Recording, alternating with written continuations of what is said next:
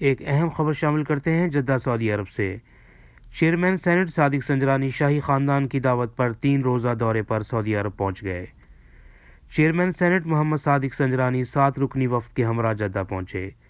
Jeddah airport پر قونصل general Pakistan خالد مجید، مجلس شورا کے نمائندہ، شاہی پروٹوکول مکہ مکرمہ ریجن کے چیف اور دیگر حکام نے چیئرمین سینٹ محمد صادق سنجرانی کا استقبال کیا۔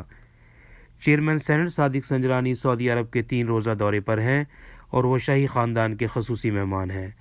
انہوں نے عمرے کی سعادت حاصل کر لی ہے۔ ان کے دورہ میں مسجد نبوی اور حاضری رسول صلی اللہ علیہ وسلم بھی شامل ہے۔